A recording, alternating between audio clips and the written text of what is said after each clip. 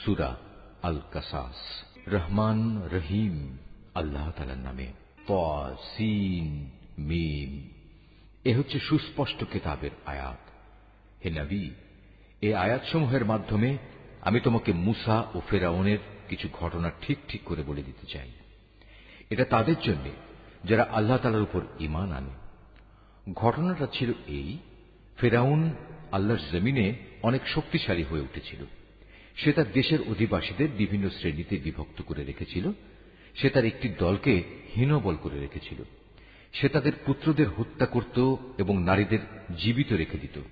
অবশ্যই সে ছিল জমিনে বিপর্যয় সৃষ্টিকারী ব্যক্তিদের একজন। ফেরাউনের এসব নিপীড়নের মোকাবেলায় আমি সে জমিনে যাদের হীনবল করে রাখা হয়েছিল তাদের উপর কিছুটা অনুগ্রহ করতে এবং ফেরাউনের সেবা দাস থেকে উঠিয়ে তাদের দেশের নেতা বানিয়ে দিতে চাইলাম। আমি তাদের এ জমিনের উত্তরাধিকারী বানিয়ে দিতে চাইলাম। আমি ইচ্ছে করলাম সে দেশে তাদের ক্ষমতার আসনে বসিয়ে দেব এবং তাদের মাধ্যমে ফেরাউন, হামান ও তার লয় লস্করদের সে ব্যাপারটা দেখিয়ে দেব যে ব্যাপারে তারা আশঙ্কা করত। এমনি এক সময় মুসার জন্ম হল। যখন আমি মুসার মায়ের কাছে এ আদেশ পাঠালাম, তুমি তাকে বুকের দুধ খাওয়াও।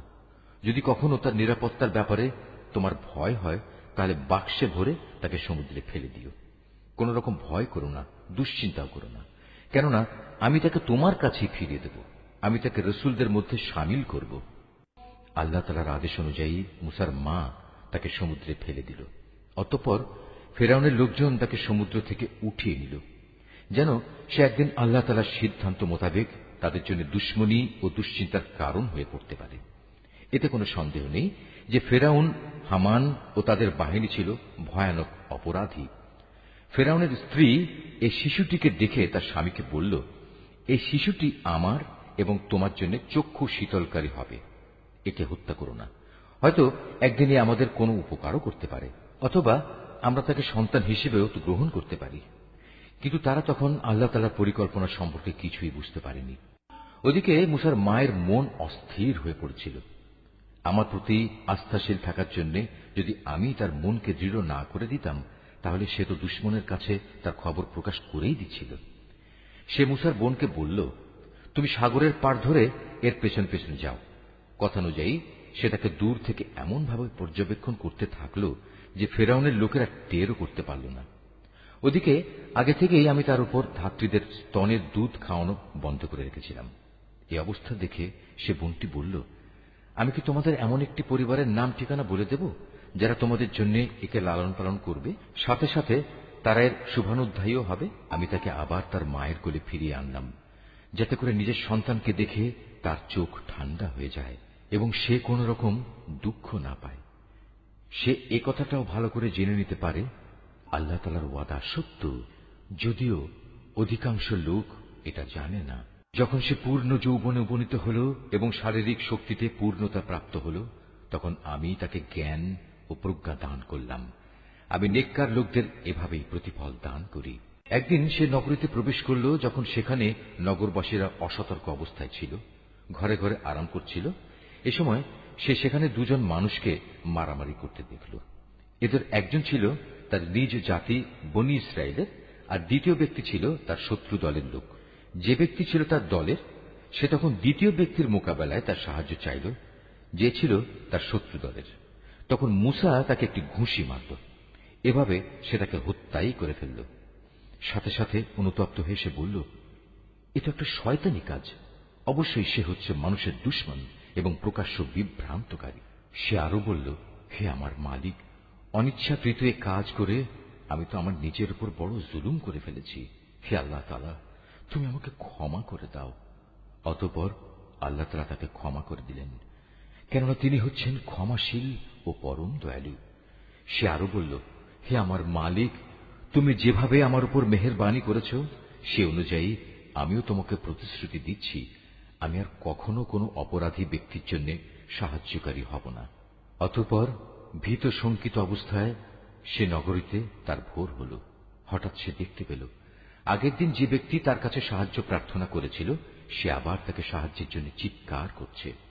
মুসা এবার তাকে বলল, তুমি তো দেখছি একজন ভারী গোমরা লোক। তারপরেও যখন সে ও ফরিয়াদি ব্যক্তিটি তাদের উভয়ের শত্রুর উপর হাত ওঠাতে চাইল, তখন এ ব্যক্তিটি মনে করল মুসা তাকে বুঝি মেরেই ফেলবে। তাই সে বলল, তুমি কি আজ আমাকে সেভাবেই হত্যা করতে চাও যেভাবে কাল তুমি এক ব্যক্তিকে হত্যা করেছ? তুমি তো জমিনের দারুণ স্বেচ্ছাচারী হতে চলেছ। তুমি কি মোটেই শান্তি স্থাপনকারী হতে চাও না? এর কিছুক্ষণ পরেই এক ব্যক্তি নগরীর আর এক প্রান্ত থেকে দৌড়ে এসে বলল, হে মুসা, আমি এইমাত্র শুনে এলাম ফেরাউনের দরবারীরা তোমাকে হত্যা করার ব্যাপারে পরামর্শ করছে। অতএব তুমি এক্ষুনি শহর থেকে বের হয়ে যাও। আমি হচ্ছে তোমার একজন শুভাকাঙ্ক্ষী বন্ধু। অতঃপর সে ভীত ও আতঙ্কিত অবস্থায় নগরী থেকে বের হয়ে গেল এবং যেতে যেতে বলল, হে মালিক, তুমি আমাকে জালিম জাতির হাত থেকে রক্ষা করো। মিশর ছেড়ে যখন সে মাদিয়ান অভিমুখে যাত্রা করল, তখন বলল, আমি আশা করি আমার মালিক আমাকে সঠিক পথই দেখাবেন।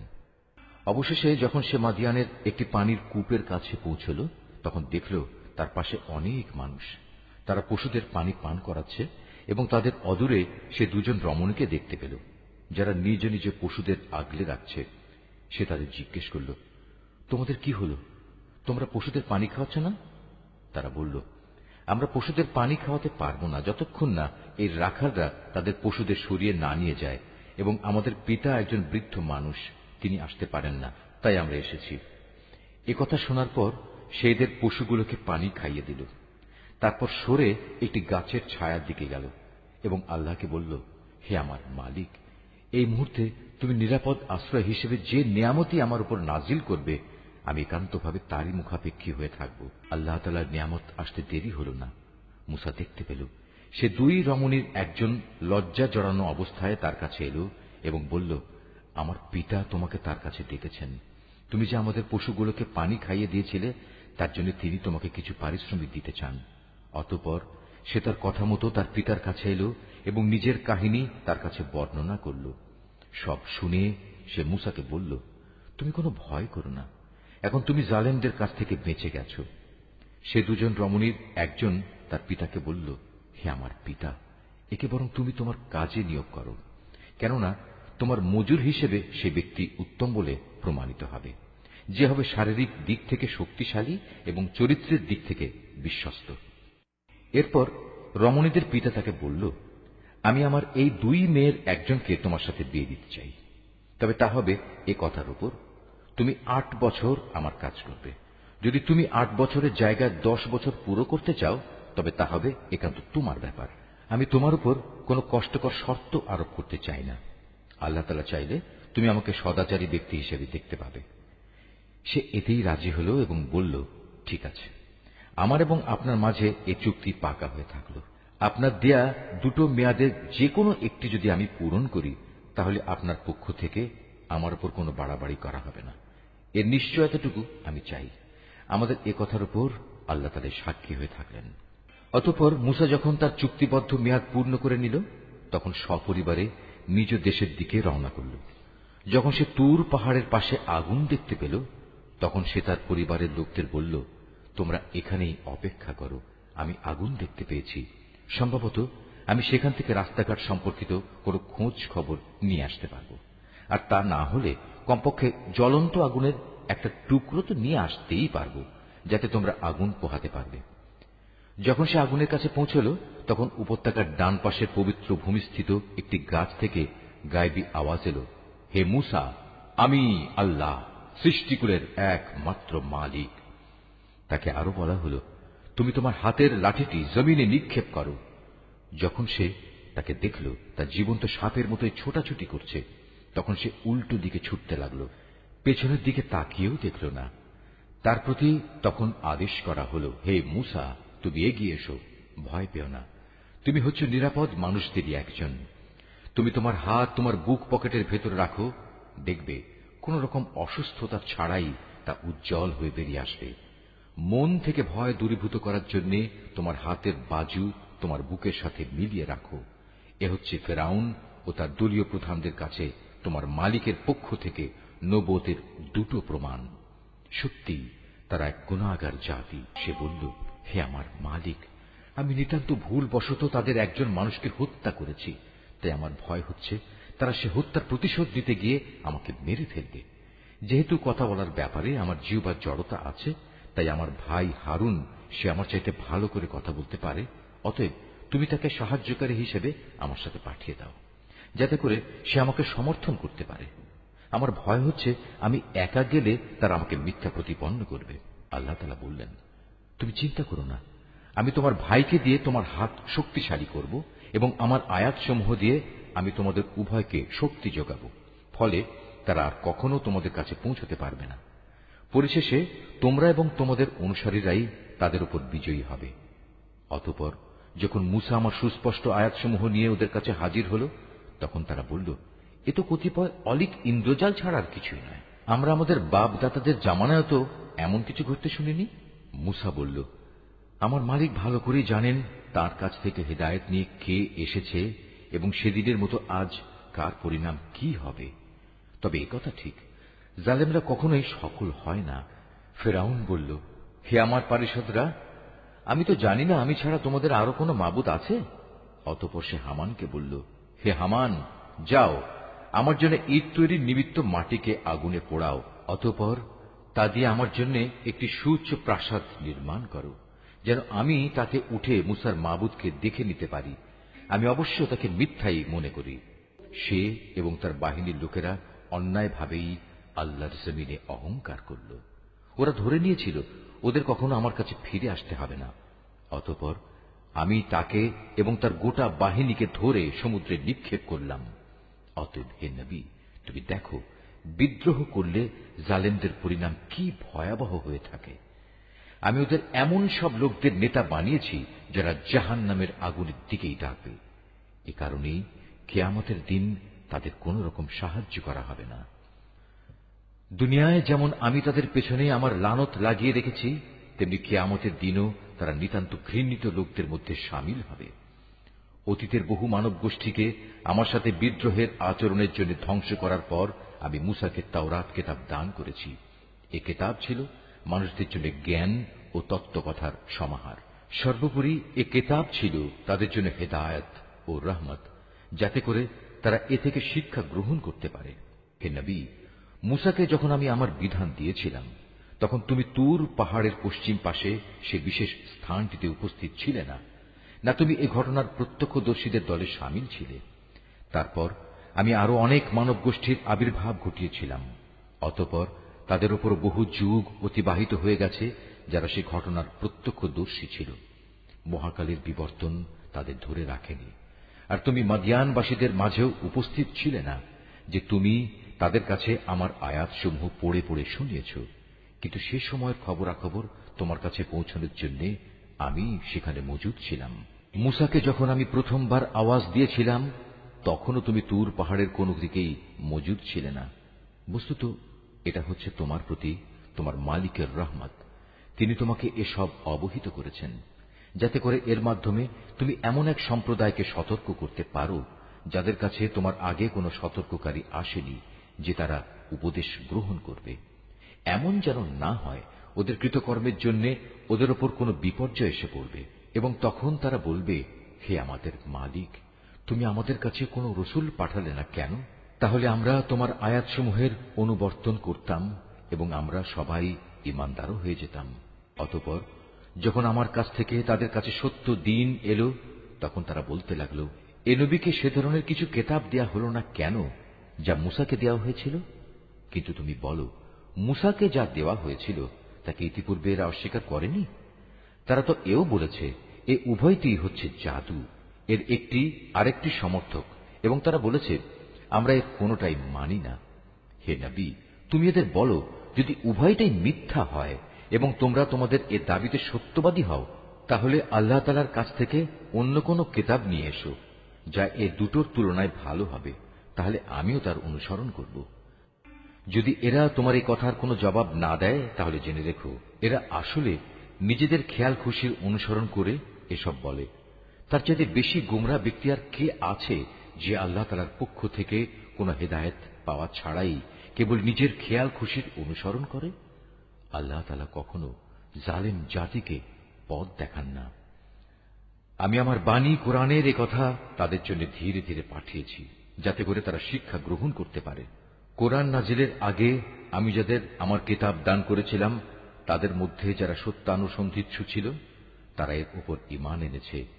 যখন তাদের সামনে কিতাব তেলাওয়াত করা হয় তখন তারা বলে, আমরা এর উপর ঈমান এনেছি, কারণ আমরা জানি এটাই সত্য, এটা আমাদের মালিকের কাছ থেকে এসেছে, আমরা আগেও আল্লাহর কিতাব মানতাম। এরাই হচ্ছে সেসব লোক যাদের তাদের দ্বীনের পথে ধৈর্য ধারণের জন্য দুবার পুরস্কৃত করা হবে। তারা তাদের ভালো আমল দ্বারা মন্দ আমল দূর করে। আমি তাদের যে রিজিক দান করেছি তারা তা থেকে আল্লাহর পথে ব্যয় করে। এরা যখন কোনো বাজে কথা শোনে তখন তা পরিহার করে চলে এবং এদের বলে, আমাদের কাজের দায়িত্ব আমাদের উপর, আর তোমাদের কাজের দায়িত্ব তোমাদের উপর, তোমাদের জন্য সালাম। তাছাড়া আমরা জাহেলদের সাথে তর্ক করতে চাই না। যাকে তুমি ভালোবাসো, তবে এ ভালোবাসার কারণেই তুমি তাকে হেদায়েত দান করতে পারবে না। তবে হ্যাঁ, আল্লাহ তাআলা যাকে চান তাকে অবশ্যই তিনি হেদায়েত দান করেন। তিনি ভালো করেই জানেন কারা এ হেদায়েতের অনুসারী হবে। হে নবী, এরা বলে, যদি আমরা তোমার সাথে মিলে হেদায়েতের পথ ধরি তাহলে অবিলম্বে আমাদের এই জমিন থেকে তাড়িয়ে দেয়া হবে। তুমি তাদের জিজ্ঞেস করো, আমি কি তাদের বসবাসের জন্য শান্তি ও নিরাপত্তার শহরে জায়গা করে দেইনি, যেখানে তাদের রিজেকের জন্য আমার কাছ থেকে সব ধরনের ফলমূল আসে, কিন্তু তাদের অধিকাংশ মানুষই শুকর আদায় করতে জানে না। আমি এমন অসংখ্য জনপদ নির্মূল করে দিয়েছি যার অধিবাসীদের তাদের অর্থনৈতিক সমৃদ্ধি মদমত্ত করে রেখেছিল, অথচ এ হচ্ছে তাদের ঘর বাড়িগুলো, আর এ হচ্ছে তার ধ্বংসাবশেষ। এদের ধ্বংসের পর এসব জায়গা সামান্যই কোনো মানুষের বসতি ছিল। শেষ পর্যন্ত আমি সব কিছুর মালিক হয়ে থাকলাম। হে নবী, তোমার মালিক কোন জনপদকে ধ্বংস করেন না যতক্ষণ না সে জনপদের কেন্দ্রস্থলে কোন নবী না পাঠান, যে তাদের কাছে আমার আয়াতসমূহ তেলাওয়াত করবে।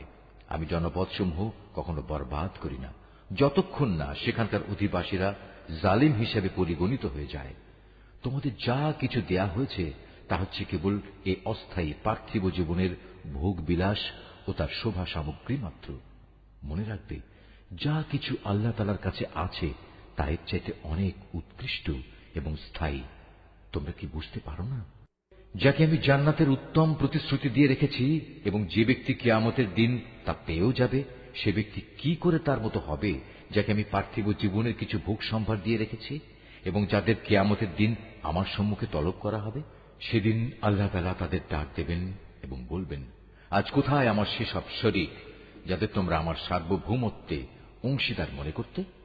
আযাবের বিধান যাদের উপর কার্যকর হবে তারা তখন বলবে, হে আমাদের মালিক, এরাই হচ্ছে সেসব ব্যক্তি যাদের আমরা গোমরা করেছিলাম। আমরা যেমনি এদের গোমরা করেছিলাম তেমনি আমরা নিজেরাও গোমরা হয়ে গিয়েছিলাম। আজ আমরা তোমার দরবারে দায়িত্ব মুক্ত হয়ে যাচ্ছি। এরা কেবল আমাদেরই গোলামি করত না, এরা নিজেদের প্রবৃত্তির গোলামিও করত। অতঃপর মুশরিকদের বলা হবে, ডাকো আজ তোমাদের শরীকদের। তারপর তারা তাদের ডাকবে, কিন্তু তারা তাদের কোনোই জবাব দিতে পারবে না। ইতিমধ্যে মুশরিকরা নিজের চোখেই আযাব দেখতে পাবে। কত ভালো হতো যদি এরা সঠিক পথের সন্ধান পেত। সেদিন আল্লাহ তাআলা পুনরায় তাদের ডাক দেবেন এবং বলবেন, নবীদের তোমরা কি জবাব দিয়েছিলে? সেদিন তাদের মনের উপর থেকে সব বিষয় হারিয়ে যাবে। তারা একে অপরের কাছে কোনো কথা জিজ্ঞেস করার সুযোগ পাবে না। তবে যে ব্যক্তি তওবা করেছে এবং ঈমান এনেছে, নেক আমল করেছে, তার কথা আলাদা। আশা করা যায় সে মুক্তিপ্রাপ্তদের দলে শামিল হবে। হে নবী, তুমি তাদের বলো, তোমার মালিক যা চান তাই তিনি পয়দা করেন এবং তাদের জন্য যে বিধান তিনি পছন্দ করেন তাই তিনি জারি করেন। এ ব্যাপারে তাদের কারোরই কোনো ক্ষমতা নেই। নিঃসন্দেহে আল্লাহ তাআলা মহান, ওদের শিরক থেকে তিনি অনেক ঊর্ধ্বে। তোমার মালিক আরো জানেন যা কিছু এদের অন্তর গোপন করে এবং যা কিছু এরা প্রকাশ করে, আর তিনি মহান আল্লাহ তাআলা, তিনি ছাড়া আর কোনো মাবুদ নেই। সমস্ত তারিফ তার জন্য দুনিয়াতে যেমন এবং আখিরাতেও তেমনি। আইন ও বিধান তাঁরই, তোমাদের তাঁর কাছেই ফিরে যেতে হবে। হে নবী, এদের জিজ্ঞেস করো, তোমরা কি কখনো ভেবে দেখেছো যদি আল্লাহ তাআলা রাতকে তোমাদের উপর কিয়ামতের দিন পর্যন্ত স্থায়ী করে দেন, তাহলে আল্লাহ তাআলা ছাড়া এমন কোন মাবুদ আছে যে তোমাদের একটুখানি আলো এনে দিতে পারবে? তারপরেও তোমরা কর্ণপাত করবে না? তুমি আরো বলো, তোমরা কখনো একথা কি ভেবে দেখেছো আল্লাহ তাআলা যদি দিনকেও রোজ কিয়ামত পর্যন্ত স্থায়ী করে তোমাদের উপর বসিয়ে দেন, তাহলে বলো আল্লাহ তাআলা ছাড়া আর কোনো মাবুদ আছে যে তোমাদের জন্য রাত এনে দিতে পারবে, যেখানে তোমরা এতটুকু বিশ্রাম নেবে? তোমরা কি আল্লাহ তাআলার এই নিয়ামত দেখতে পাও না? এটা তো তাঁরই রহমত যে তিনি তোমাদের জন্য রাত ও দিন বানিয়েছেন, যাতে করে তোমরা রাতে আরাম করতে পারো এবং দিনের বেলায় তার জীবিকার অনুগ্রহ সন্ধান করতে পারো, যেন তোমরা তার শুকর আদায় করতে পারো। সেদিন আবার আল্লাহ তাআলা তাদের ডাক দেবেন এবং বলবেন, কোথায় আজ আমার সেসব শরীক যাদের তোমরা আমার সার্বভৌমত্বে অংশীদার মনে করতে? সেদিন আমি প্রত্যেক জাতির মাঝ থেকে এক একজন সাক্ষী বের করে আনব। অতঃপর তাদের বলবো, তোমরা সবাই তোমাদের পক্ষে দলিল প্রমাণ হাজির করো। সেদিন ওরা সবাই বুঝতে পারবে যাবতীয় সত্য একমাত্র আল্লাহ তাআলার জন্যই নির্ধারিত। তারা আল্লাহ তাআলা সম্পর্কে যেসব কথা উদ্ভাবন করত তা নিমিষেই তাদের কাছ থেকে হারিয়ে যাবে। নিঃসন্দেহে কারুন ছিল মুসার জাতির লোক, কিন্তু তা সত্ত্বেও সে তার উপর ভারী জুলুম করেছিল। অথচ আমি তাকে এত বিশাল পরিমাণ ধনভাণ্ডার দান করেছিলাম যে তার ভাণ্ডারের চাবিগুলো বহন করা একদল শক্তিশালী লোকের পক্ষেও ছিল একটা কষ্টসাধ্য ব্যাপার। একবার তার জাতির লোকেরা তাকে বলল, ধন সম্পদ নিয়ে দম্ভ করো না, কেননা আল্লাহ তাআলা দাম্ভিকদের পছন্দ করেন না, এবং এই যে সম্পদ যা আল্লাহ তাআলা তোমাকে দিয়েছেন তা দিয়ে পরকালের কল্যাণ তালাশ করো, এবং দুনিয়া থেকে সম্পদের যে আসল অংশ পরকালে নিয়ে যেতে হবে তা ভুলে যেও না। এবং আল্লাহ তাআলা যেভাবে ধন সম্পদ দিয়ে তোমার উপর মেহেরবানি করেছেন, তুমিও তেমনি তার পথে তা ব্যয় করে তার বান্দাদের উপর দয়া করো। সম্পদের বাহাদুরি দিয়ে জমিনে বিপর্যয় সৃষ্টি করতে উৎসাহী হইও না। নিঃসন্দেহে আল্লাহ তাআলা ফাসাদি লোকদের ভালোবাসেন না। কারণ একথা শুনে বলল, এই বিশাল ধন সম্পদ আমার জ্ঞান ও যোগ্যতা বলেই আমার কাছে এসেছে। কিন্তু এ মূর্খ লোকটা কি জানত না আল্লাহ তাআলা তার আগে বহু মানব গোষ্ঠীকে ধ্বংস করে দিয়েছেন, যারা শক্তি সামর্থ্যে তার চাইতে ছিল অনেক প্রবল এবং তাদের জমা মূলধনও তার তুলনায় ছিল অনেক বেশি। অপরাধীদের তাদের অপরাধজনিত অজুহাত সম্পর্কে জিজ্ঞাসাবাদ করা হবে না। অতঃপর একদিন সে তার লোকদের সামনে নিজের শান শওকতের প্রদর্শনী করার জন্য জাঁক জমকের সাথে বের হল। মানুষদের মাঝে যারা পার্থিব জীবনের ভোগ বিলাস কামনা করত, তখন তারা বলল, আহা, কত ভালো হতো কারণকে যা দেয়া হয়েছে তা যদি আমাদেরও থাকত। আসলেই সে মহাভাগ্যবান ব্যক্তি। অপরদিকে যাদের আল্লাহ তাআলার রহস্য জ্ঞান দেয়া হয়েছে তারা বলল, ধিক তোমাদের সম্পদের উপর। বস্তুত যারা আল্লাহ তাআলার উপর ঈমান আনে এবং নেক কাজ করে তাদের জন্য তো আল্লাহ তাআলার দেয়া পুরস্কারই শ্রেষ্ঠ, আর তা শুধু ধৈর্যশীলরাই পেতে পারে। পরিশেষে আমি তাকে এবং তার ঐশ্বর্যে ভরা প্রাসাদকে জমিনে গেঁড়ে দিলাম। তখন যারা তার সম্পদের জন্য একটু আগেই আক্ষেপ করছিল, তাদের এমন কোন দলই সেখানে মজুদ ছিল না যারা আল্লাহ তাআলার গজবের মোকাবেলায় তাকে একটু সাহায্য করতে পারল, না সে নিজে নিজেকে গজব থেকে রক্ষা করতে পারল। মাত্র গতকাল সন্ধ্যা পর্যন্ত যারা তার জায়গায় পৌঁছার কামনা করছিল, তারা আজ সকাল বেলায় বলতে লাগল, আসলে আল্লাহ তাআলা তার বান্দাদের মাঝে যাকে চান তার জন্য রিজিক বাড়িয়ে দেন, আর যাকে চান তার জন্য তা সংকীর্ণ করে দেন।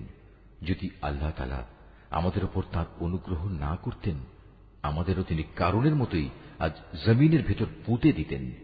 আসলেই কাফেররা কখনোই সফল কাম হয় না। এটা হচ্ছে আখিরাতের চির শান্তির ঘর। আমি এটা তাদের জন্য নির্ধারিত করে রেখেছি যারা দুনিয়ায় কোন রকম প্রাধান্য বিস্তার করতে চায় না, না তারা জমিনে কোন রকম বিপর্যয় সৃষ্টি করতে চায়। শুভ পরিণাম তো পরহেজগার মানুষদের জন্যই রয়েছে। যে ব্যক্তি কিয়ামতের দিন কোন নেকি নিয়ে হাজির হবে তাকে তার পাওনার চাইতে বেশি পুরস্কার দেয়া হবে, আর যে ব্যক্তি কোন মন্দ কাজ নিয়ে আসবে সে যেন জেনে রাখে যারাই মন্দ কাজ করেছে তাদের কেবল সেটুকু পরিমাণ শাস্তি দেয়া হবে যে পরিমাণ মন্দ তারা নিয়ে এখানে হাজির হবে। হে নবী, যে আল্লাহ তাআলা এই কোরআন তোমার উপর অবশ্য পালনীয় করেছেন, তিনি অবশ্যই তোমাকে তোমার কাঙ্ক্ষিত পুণ্যভূমিতে ফিরিয়ে নিয়ে যাবেন। তুমি তাদের বলো, আমার মালিক এটা ভালো করেই জানেন কে তার কাছ থেকে হেদায়েত নিয়ে এসেছে আর কে সুস্পষ্ট গুমরাহিতে নিমজ্জিত রয়েছে। হে নবী, তুমি তো কখনো এ আশা করনি তোমার উপর কোন কিতাব নাজিল হবে। হ্যাঁ, এটা ছিল তোমার মালিকের একান্ত মেহেরবানি যে তিনি তোমাকে কিতাব দান করেছেন। সুতরাং তুমি কখনো সত্য প্রত্যাখ্যানকারী জালেমদের পক্ষ নেবে না। দেখো, এমন যেন কখনো না হয় যে তোমার উপর আল্লাহ তাআলার আয়াতসমূহ নাজিল হবার পর তারা তোমাকে এর অনুসরণ থেকে বিরত রাখবে। তোমার কাজ হবে তুমি মানুষদের তোমার মালিকের দিকে আহ্বান করবে এবং নিজে তুমি কখনো মুশরিকদের অন্তর্ভুক্ত হবে না। কখনো আল্লাহ তাআলার সাথে তুমি অন্য কোন মাবুদকে ডেকো না। তিনি ব্যতীত অন্য কোন মাবুদ নেইও। তার মহান সত্তা ছাড়া প্রতিটি বস্তুই ধ্বংসশীল। যাবতীয় সার্বভৌমত্ব তাঁর জন্যই এবং তোমাদের সবাইকে তাঁর কাছেই ফিরে যেতে হবে।